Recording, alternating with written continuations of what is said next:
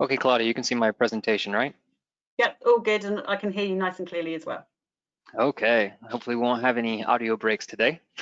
It's a Friday, it'll be good. Okay. Okay, well, I think it's a good time to get started. Welcome everyone to our 5th and final session in our Channel Insight series. I'm Claudia Hebden, EMEA Channel Director at Keysight for Network Visibility and Testing, formerly IXIA. If you have any questions throughout the session, please use the chat window and we will answer any of the questions at the end. So with that, I'll now hand over to John Adams and one of our EMEA Channel SEs. Over to you, John. So hello everybody, pleasure to speak again during Channel Insight. Today we're going to talk about improving visibility and security within your customer's ecosystem. And what I like to say is visibility is there for helping you validate and build confidence in your environment. You know, you spend a lot of money to ensure the network's running well, you spend a lot of money to ensure the environment is protected, but how often are we completely sure that everything's working as it should be? And often, you know, we don't really find something until several months down the road. And, you know, it's the customer calling with certain pain that brings, you know, problems to our attention. So a lot of this move is to get out in front of that, start to change that conversation of how we alleviate pain from this situation and allow our engineers to work better inside of these environments.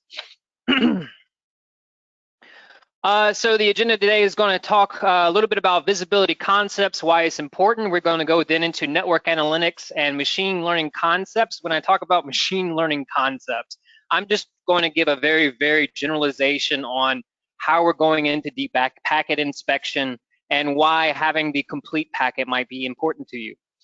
With that, we'll go into Keysight's visibility architecture. We'll talk about taps and bypasses and a little bit on the threat simulator platform as I'm using it for our demo, which will be several tech partner solutions that I have hosted inside of a lab in Bucharest. So to begin with, visibility architecture is there to provide data sources for the tools. We're trying to give traffic to these tools so they can do their jobs, they can do their analytics. So Keysight comes in the visibility area by providing 2 points of data. One would be the wire data, while the other would be synthetic data. The wire data is the actual physical transmission from the wire with the use of taps. We also can capture the east to west traffic inside your virtualized or cloud environments to extract into your infrastructure, which would be provided by network packet brokers. And network packet brokers are highly port dense, let's say, packet broker mechanism that's used to, let's say, make the traffic more lean for each of your tools, only sending what is necessary to decrease as much load and increase the lifespan of these environments as much as possible. With that, we are IXIA and even Keysight, we're a testing company. And so we have a lot of good methodologies for injecting traffic into these environments, whether it be for network performance monitoring or for security validation. So one thing to talk about is the network perimeter is vanishing everywhere. And you know, if you think about old movies about old cyberpunks and hackers, and they used to always have to go through that first trial of jumping the fence, trying to get through that one door so they can get to a certain point to plug in their cable and start to attack this environment.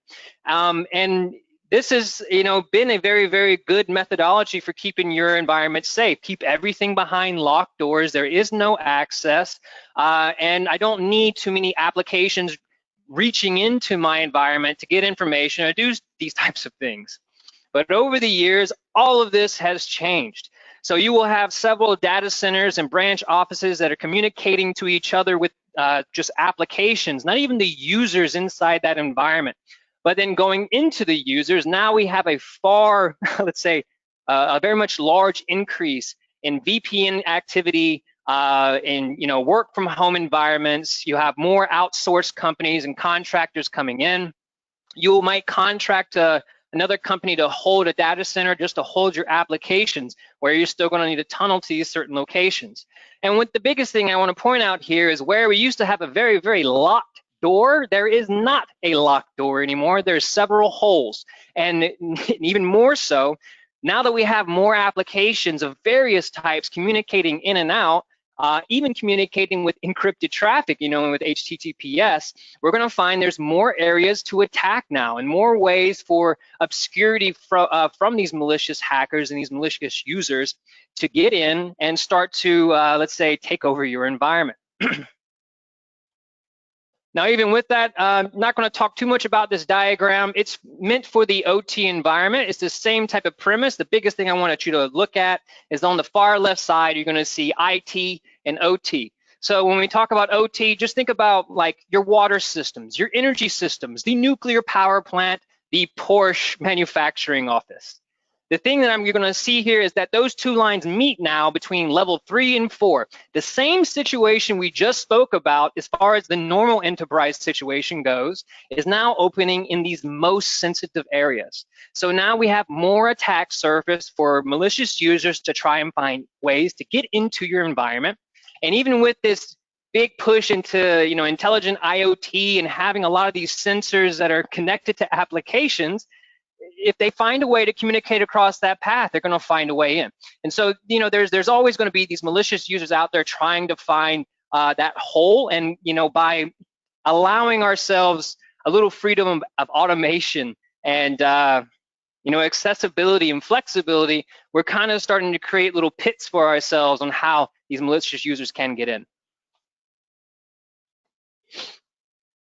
So a lot of this first started out with the use of seams, and this slowly went into source systems. So the seam would be like a log ingestment system that's going to take logs from everything. It could take logs from your Active Directory, your routers, your switches, your firewalls, and then it would correlate all this information and make some suggestions to you or allow you to do some deep discovery on your own to figure out what's going on inside my environment.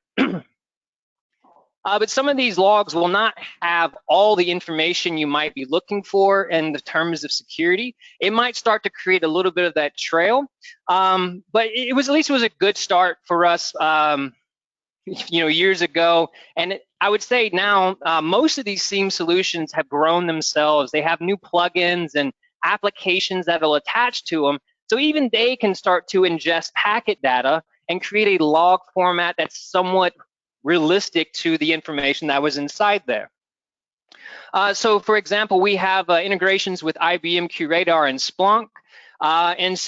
Also, for example, Security Onion has the ability to ingest packet data with the use of Bro or Zeek plugins, which is ingesting of packet data, export of log. So it all can fit in the same system. Now this system is going to be moving into the SOAR environment because it's what's holding a lot of the knowledge.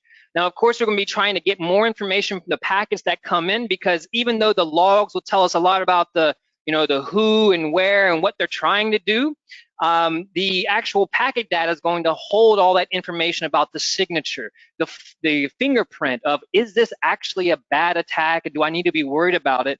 And then can I allow my automation to create tickets and go out there and help my SecOps team to be prepared to, let's say, troubleshoot and fight back the situation that might be at hand.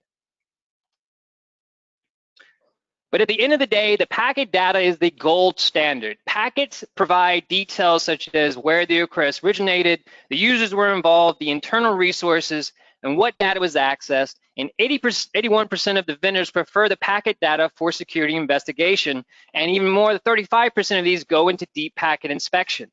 What I would say, the packets are the truth. There is no lying when it comes to the packet. There is no, you know, need to create a flexibility of getting this thing into the system. This was the transmission. So if you have this data, you have the truth. So what is this data, and, you know, how have we been using it differently here and there? So a lot of the log information I was telling you about, even a net flow, for example. If we look on the left, we have like a very, very simplified diagram of an IP version 4 packet, and it's going to give you some information about the source and destination. But down at the bottom, you see that little black area of data. So what is in there, and why haven't we been doing so much investigation into this, and why are we getting into it now with the deep packet inspection? So if you look to the right, that data could be exposed in other keys. In by keys, I mean like source destination, source address, destination address.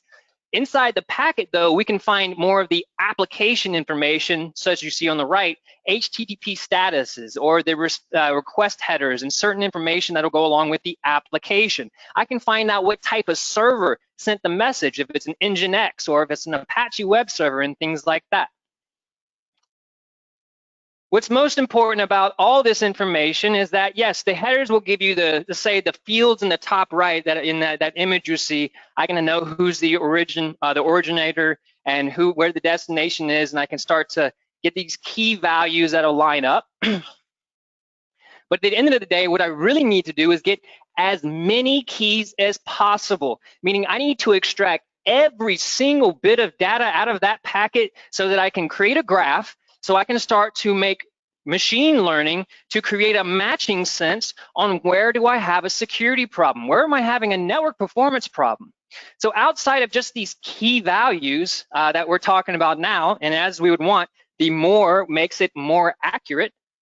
With that, we also take the packet data and do interesting things like hash these down using some cryptographic hash algorithms so that we can create that fingerprint I was talking to you about.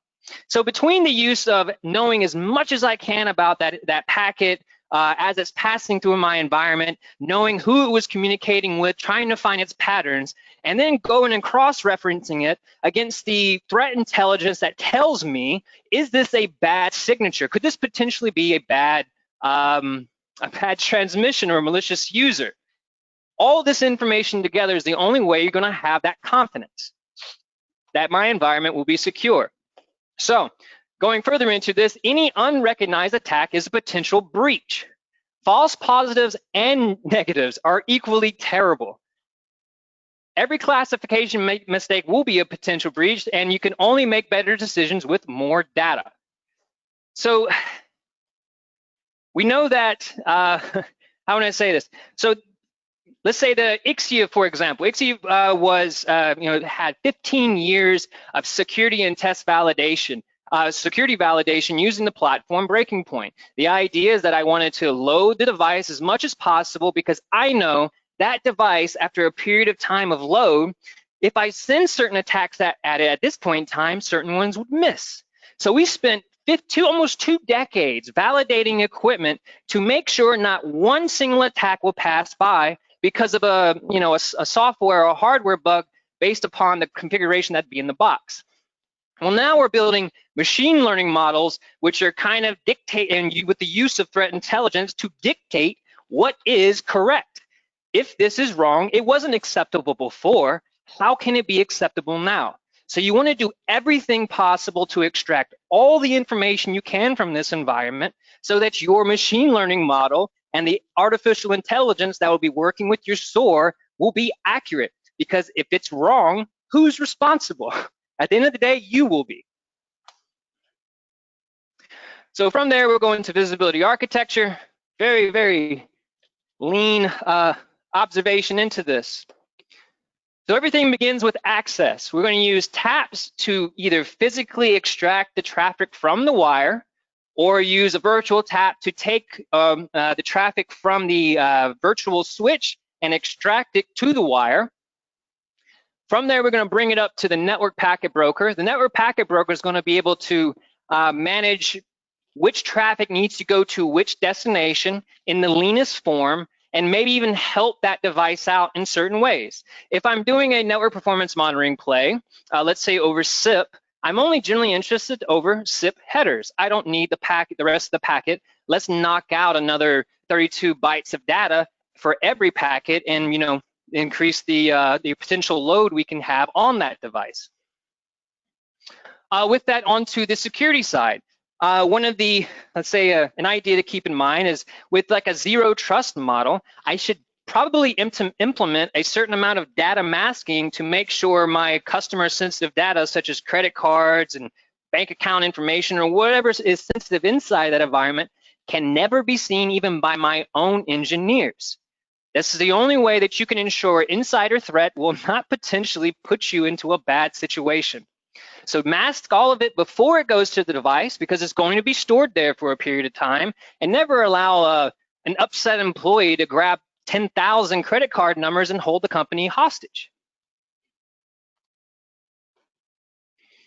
So the tap use case. A tap is, I'm going to say, to me, it's as you see on the very bottom bullets, layer 1 extraction. There is nothing below this. So what I mean by this is that until you were to physically change the wire after putting this tap in, it'll always sit there, do its job, and there will be nothing, to go further into. There's no further extraction than the actual signal. This actual signal will also send all the CRC errors that are going down the wire as well. And that might not be so relevant for everything, but for some things, when it comes to very, very chatty applications, and worried about things like latency, this is something that will not come across a span port. With that, earlier we were talking about the increase of VPNs and remote access into our environments, and I could tell you there's a lot of environments out there that are not prepared to start a visibility project because the equipment might be a little bit old or a little bit weak for the current times or the amount of data that we're doing now in comparison to maybe 10 or 15 years ago. I personally have an example of this. During the first locking down of the Corona situation, I had a couple of months to work with a school, and they went through a security breach. They were fined twice, nearly $1 million, €1 million, for having their database locked up. So I went and I looked in their environment, and it was very interesting to me because when I first looked in, there was no tunnels, there was no real security measures that I was familiar with. They simply had firewall rules that opened ports to back-end servers. So of course, everybody on the planet could get inside as long as they knew the port. And the thing a lot of people don't realize, especially companies that are not too IT savvy, there's not someone at the end of the computer trying to hack into your environment. That hacker has made a robot, and that robot also has 1,000 buddies, and those 1,000 buddies are just running around all day trying to find the hole. So as soon as we started talking about building tunnels and adding a little more feature set to this environment, I mentioned to them, hey, you might want to, span out some traffic to see who's, going into your environment or something like that. And as soon as we turned on the span, the tunnel wouldn't even stay up because there was so much traffic going across that span. Every third or fourth ping I would have between two branch offices, we drop. And if you're trying to pass container profiles on a Windows Server in that situation, it's not a pleasant experience. So a tap is a way to get into the environment, extract all the data, and create no load whatsoever.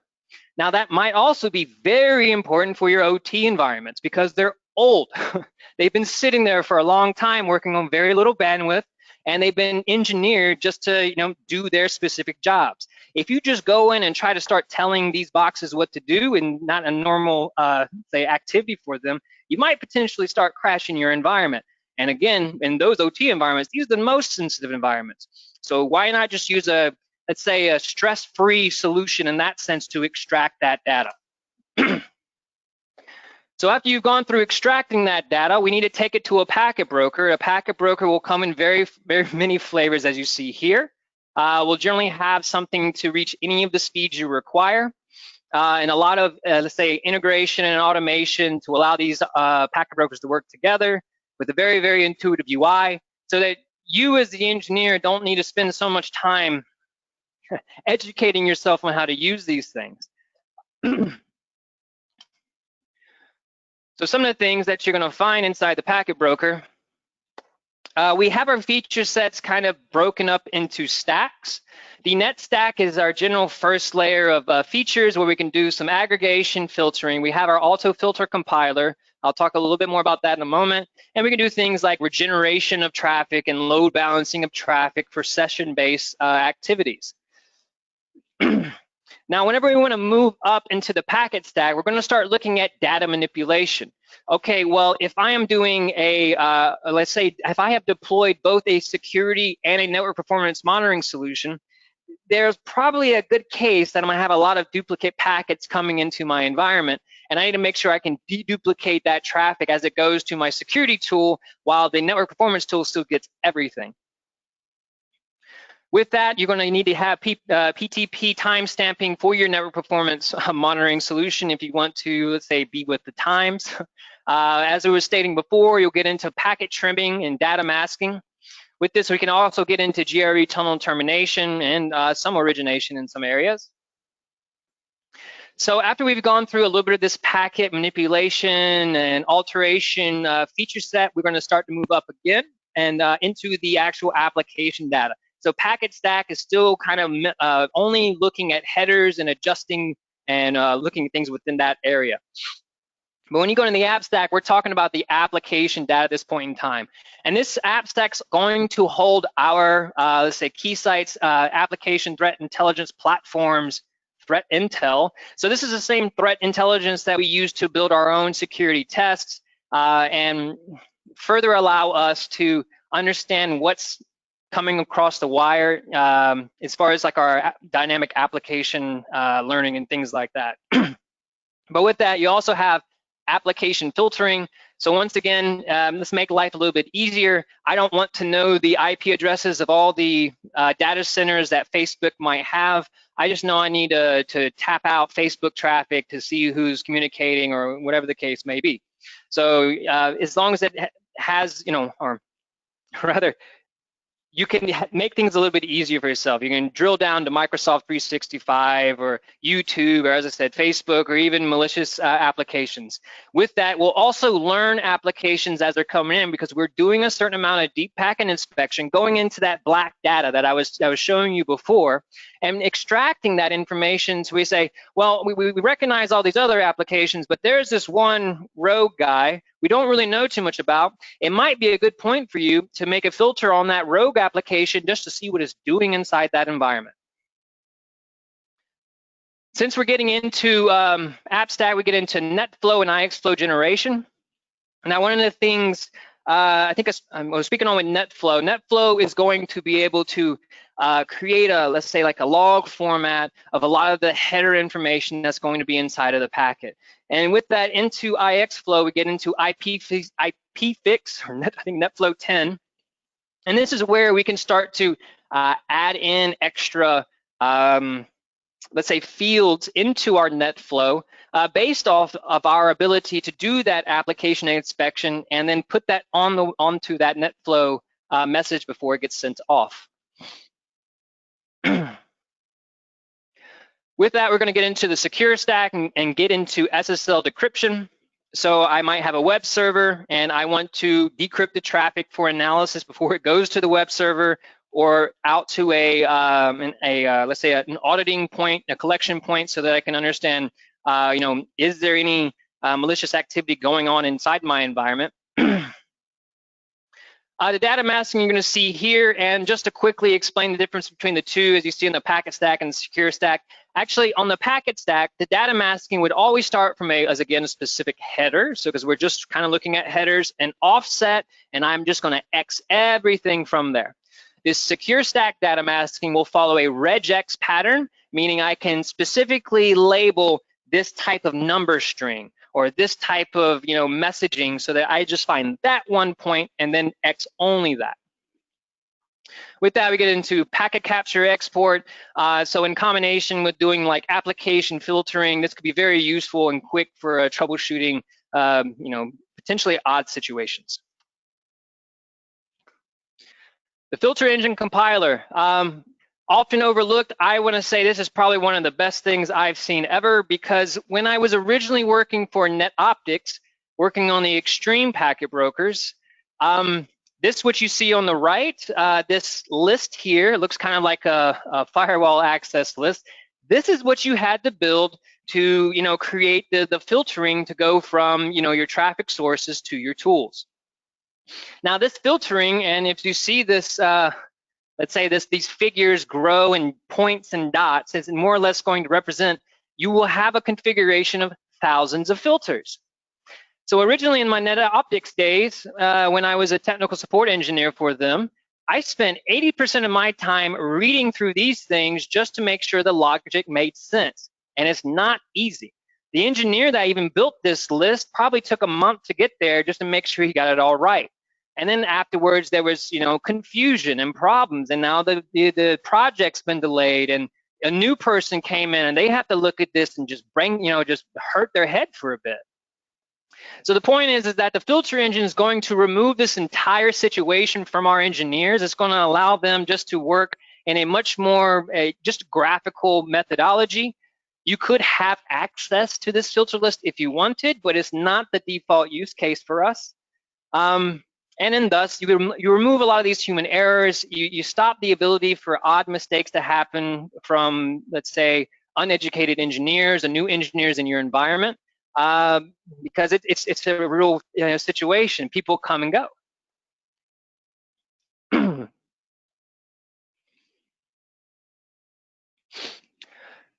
Okay, just to go over the topology a bit more. So as we were talking about before, if this type of complete tap situation, where you see a tap at every single network segment, even going into the VTAPs on the servers themselves, this might be the type of tapped environment you would have for a network performance monitoring situation. So with that, I could extract the packets as it's going through each hop. As it gets to the packet broker, I'll apply my PTP timestamp. If I understand it's going to go through these XYZ network segments, I can then start to make a little math. Well, how much latency is occurring through the switches?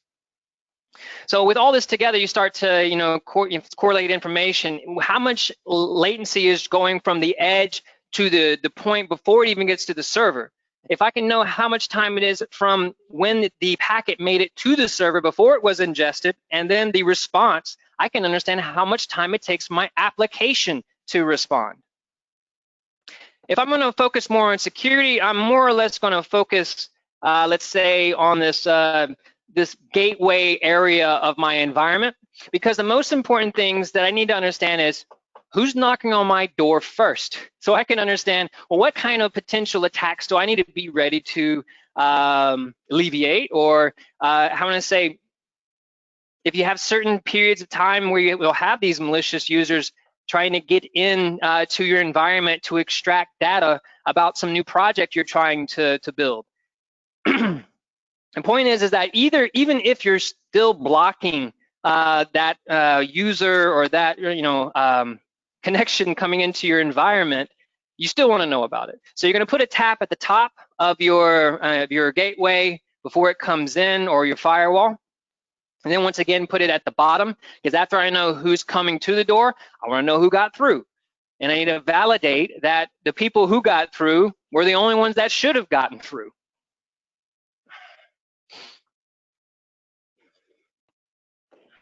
So with that, another thing to note as far as return on investment, longevity with this type of situation. As you see on the right, we'll have 1 gig, 10 gig, 40 gig.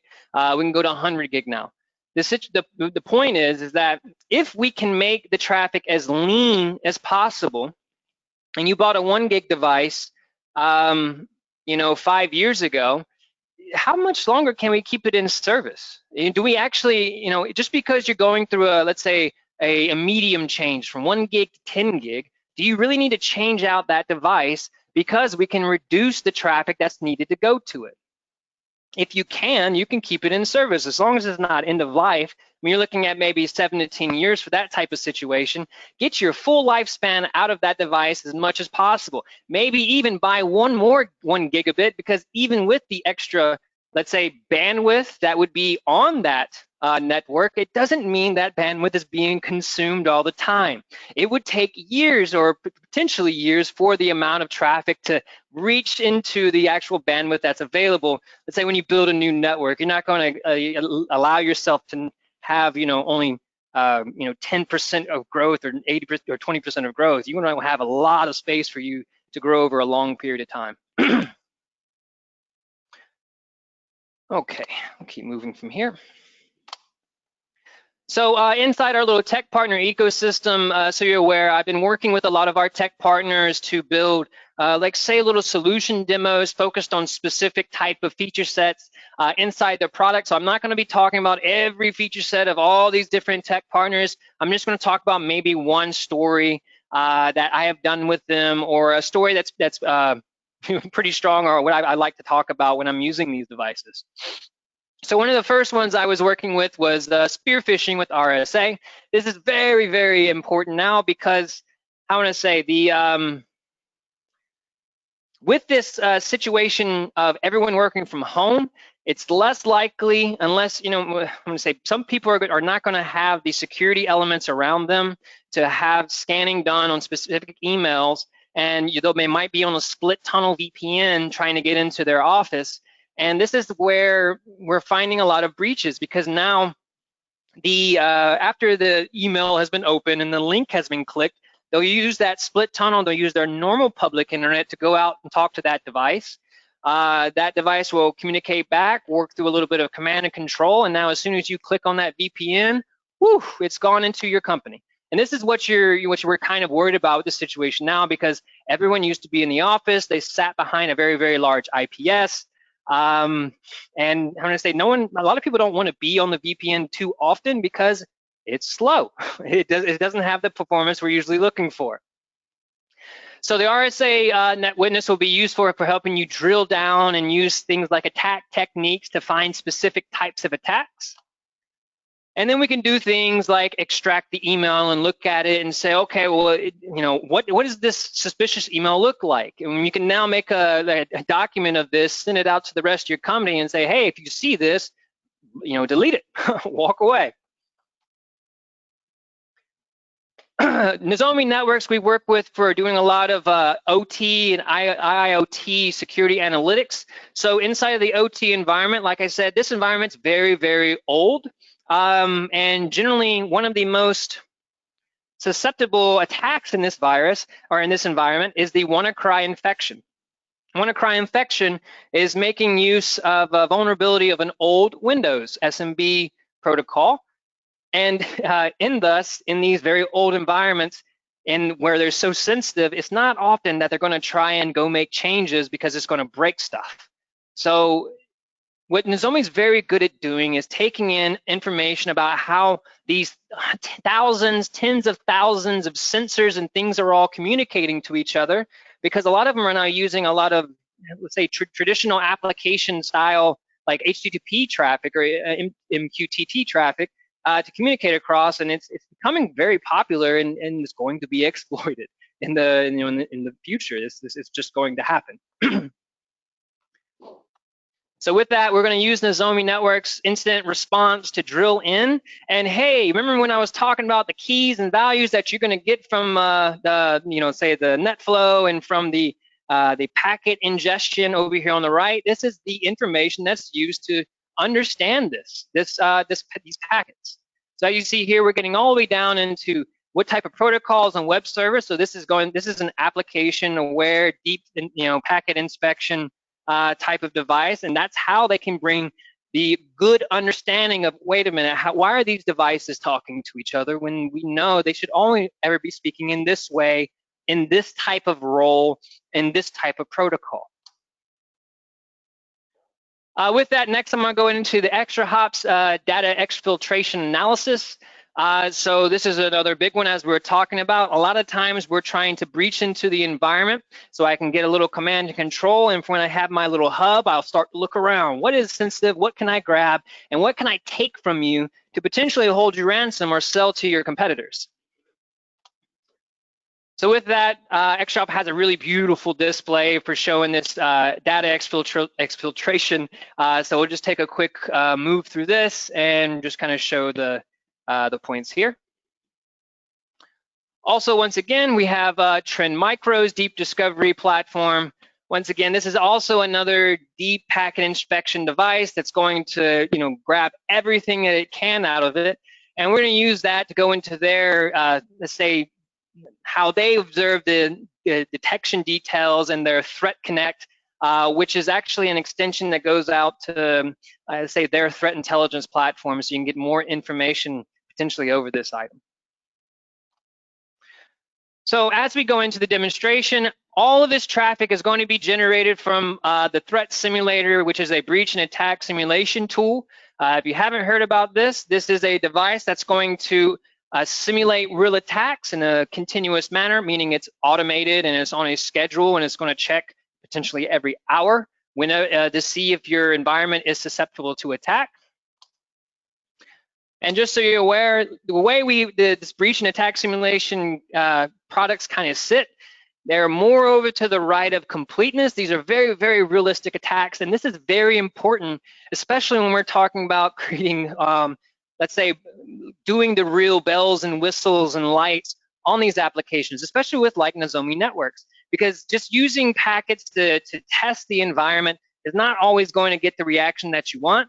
But if you can simulate someone trying to go to a Tor node, or you can simulate a WannaCry infection, this will make that realism for these devices and validate that they are properly prepared to stop these situations from happening. So just so you can see my lab real quick, I'll be using a threat simulator agent on the same VMware host where I'll have each one of these platforms residing. I have a copper tap that's extracting the traffic from the wire as it's going to the ESXi host, and then I feed that traffic into my ESXi host, where each of these devices will sit on the same virtual switch to ingest this traffic.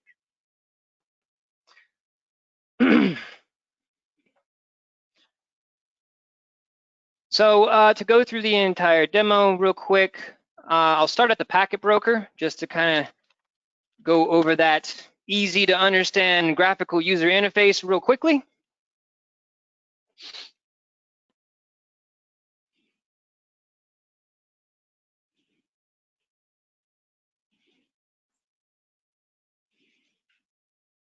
Well, that's logging in. I'll start logging into more of these.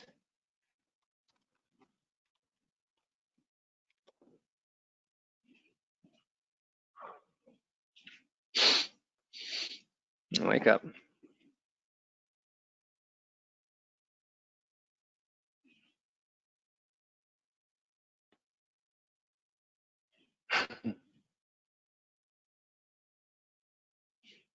As we were saying, working on VPNs just aren't always fun. Go ahead and log in over here as well. Wake up.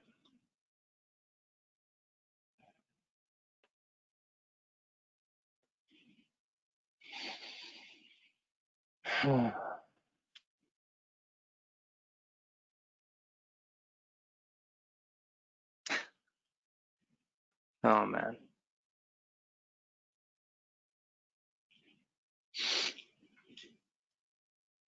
There we go. Yeah, I think VPN plus GoToMeeting doesn't make a happy performance.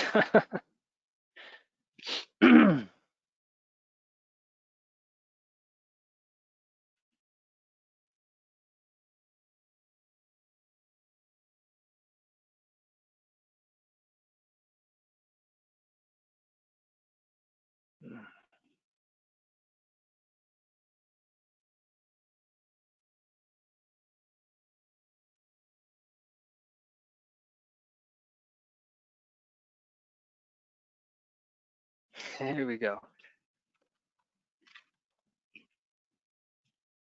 Come on.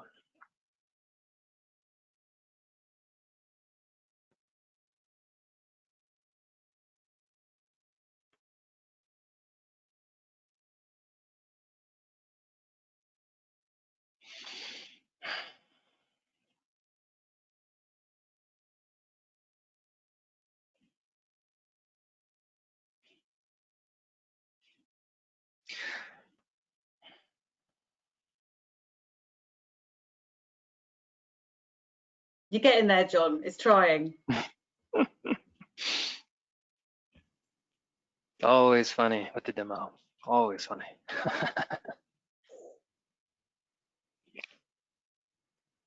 Wow.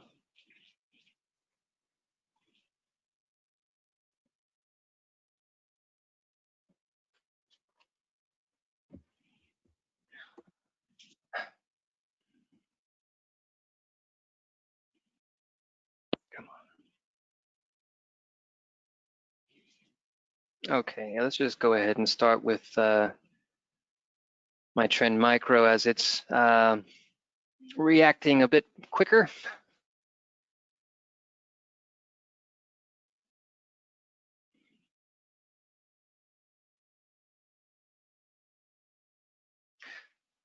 Okay, so say if I wanted to, I would probably start, just for our demo, I'm going to run over to the detections and look at all the detections that have been going on inside this environment.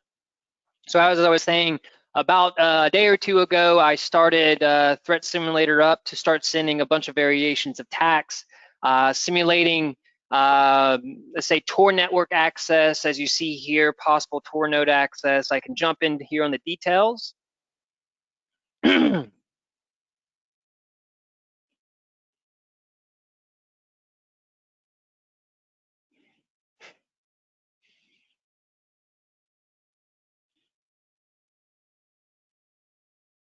Okay. So this is where we start to get into a little bit more explanation of what was going on inside this detection. And if you want to go and see the threat intelligence that goes with this detection, because all of this is, as we were talking about, threat intelligence is like a feed that's going into these various analytics tools or IPSs so that we can go back to understanding, well, what's that pattern, that signature that we need to understand to verify this is malicious or not. With that, from there, we can then use their view the threat connect to go to their, let's say, threat intelligence source and get a bit more information on this potential detection. And with that, start to, this is how you kind of need to go about grabbing signatures to teach your IPSs and your analytics tools what is bad as well. So potentially, say if you were to detect this type of problem on your network, you could then come to these type of threat intelligence sites, grab your signature, take it to your security controls, and be able to hopefully alleviate the situation from occurring again. So from there, we're going to move over to the Net Witness platform. It wants to respond as well. Let's close some boxes. Maybe that'll help.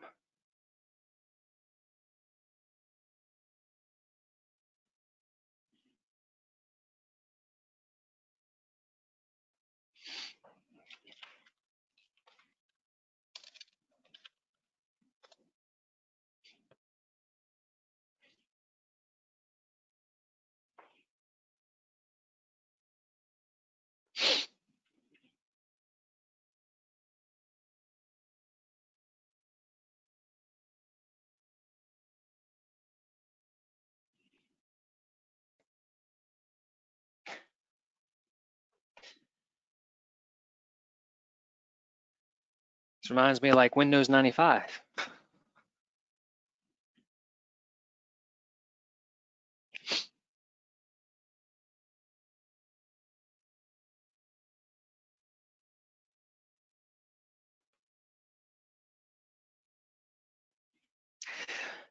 So I do apologize for all this wait time. I will say that after this presentation will be done, I'll go through a little bit of video editing and knock out a little bit of this extra fluff. Oh, let's just, before we go there, I don't want to show it yet. Wait.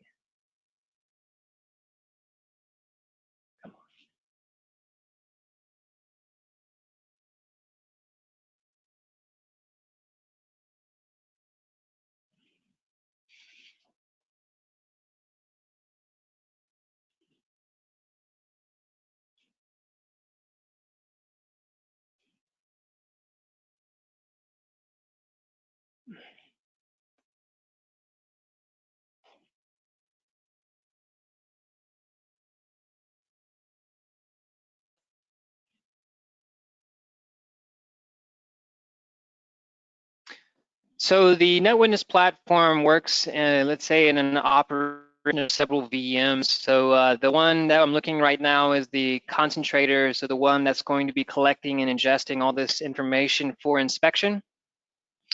I'm gonna go ahead and load some of the meta keys that have been built based off of this deep packet inspection. As we were talking about, these meta keys, these keys are just extracted elements from the actual packet data. And so we can create more keys and values to make better machine learning models on and structures of understanding.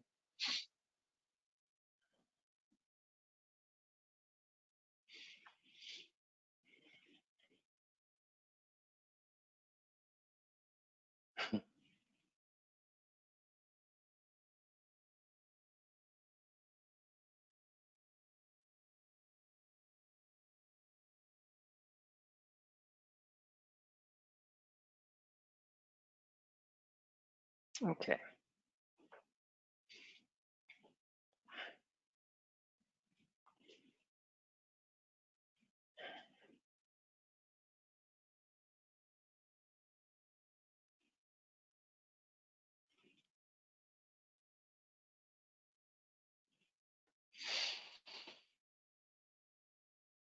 Okay. So we're going to see here a lot of variation of stuff from the various attacks that we have been sending into this environment. I'm going to, let's say, search for specifically a certain email address. Actually, I would like, this is taking some time. Come on, load.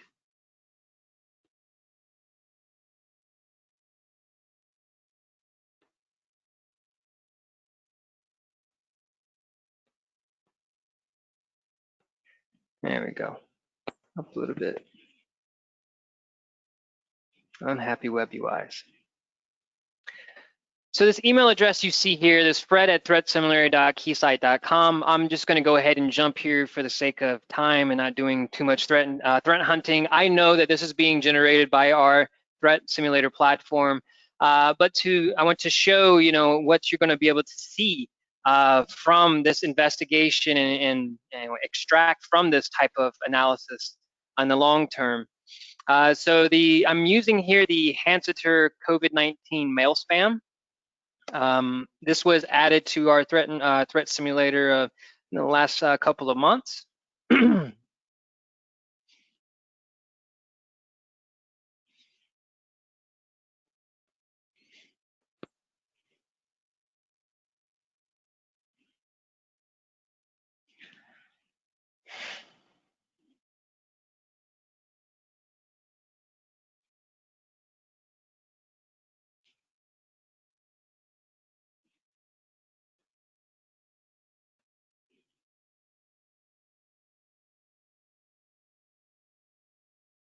All right. So we've come up to this events page. And as soon as it populates, I'll be able to select this specific email. And we should be able to see what this email would look like.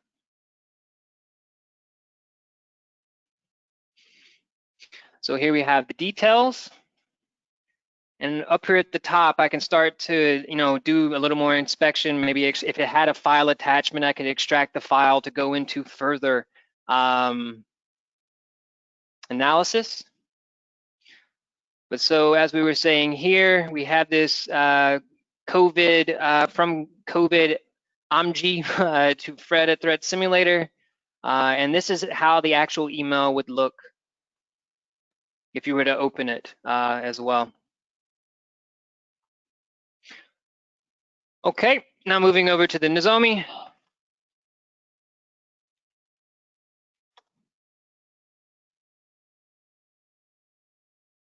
Hopefully this will continue to get a little bit better as we drill down these tabs.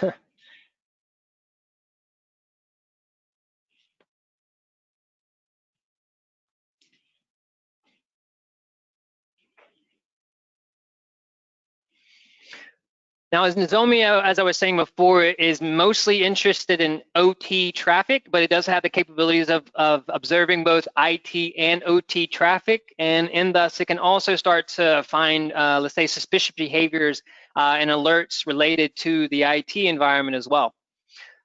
So I wanted to do a little bit into, let's say, drilling down into some suspicious behaviors so we can see who's communicating in our environment. So I head over to my alerts area.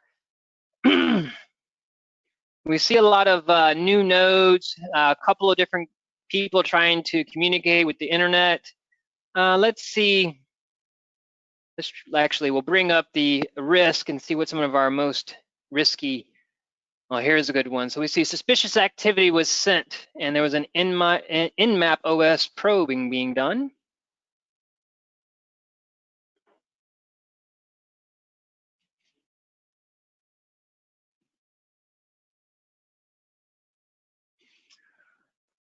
So once again, we were talking before, these are all the keys values that are extracted from the headers and the packet data.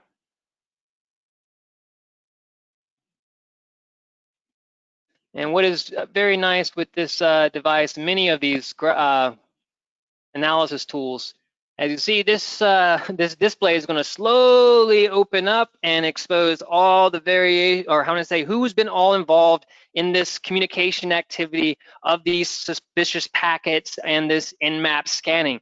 Is it actually moving from place to place and being done over and over again? As you can see, having a little bit more information visually can really help you to make, I want to say, to troubleshoot. Picture's worth 1,000 words. If you have to read, it's slower. It's just, you call it another way of modulating the information. So with very, very nice reports, very, very nice imaging, you can start to get a very good understanding of these environments. And again, usually inside this IoT environment, you could have thousands and thousands of sensors, from valves to light switch to locks, and all these things are now communicating at higher level or in more modern protocols. So they're more accessible these days. A lot of times before, I would say in the traditional sense, a lot more was analog and used the traditional OT type protocols. And well, if they're not very popular, not too many people are going to know how to crack into these things. So lastly, we're going to go over to the extra hop device to look at a little data exfiltration.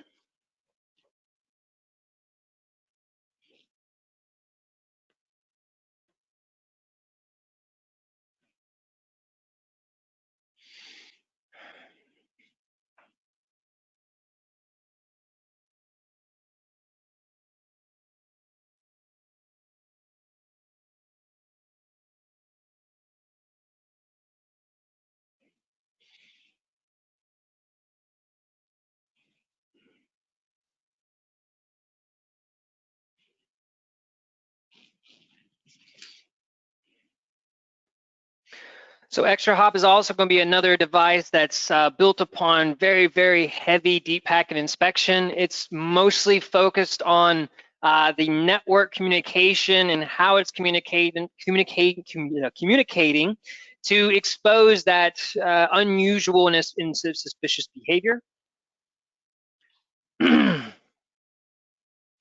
Of course, they also have the extras, threat intelligence plugins and analysis to go with that. But mostly it's been focused around that area from what I've been told. So from here, we'll have our security pane. We can look at some of the different assets we have available. We can look at our network pane and get a little bit more information, and say health indicators and things like that of the environment. But what I want to focus on here is inside the perimeter. So one of the attacks I do have coming from my threat simulator is a data exfiltration attempt.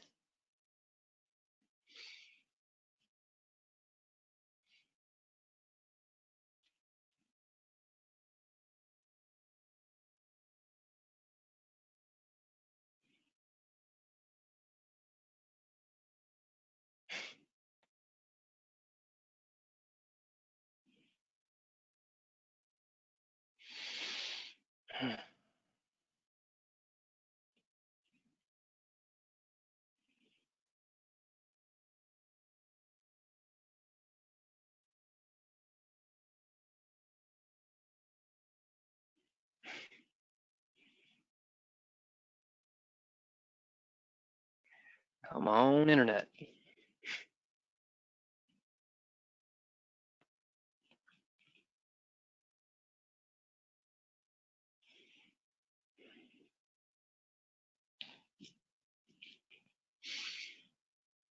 And actually, unfortunately, as I look at it, I'm going to have to change this last 30 minutes. I'm going to change it to the last few hours just to make sure we capture what I'm looking for.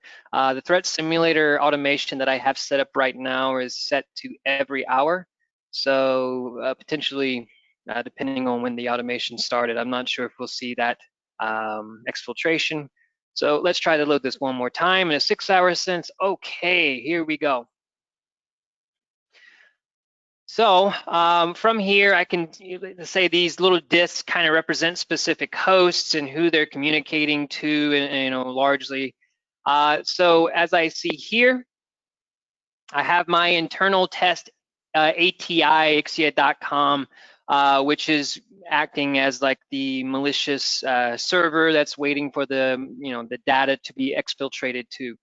So what's very convenient about using the threat simulator inside of also using all of these very amazing platforms for analysis and understanding of what's happening in your environment, you can validate this. You can validate this every hour. You can imagine that if, for example, you're expecting to have each one of these type of attacks, the WannaCry infection, the COVID mail spam, data exfiltration, cross-site scripting, any of these variations of attacks. And I can have it done in the leanest manner, meaning it's going to be one attack done every hour, meaning if I ever were to miss this attack, potentially there's something wrong in my environment as well.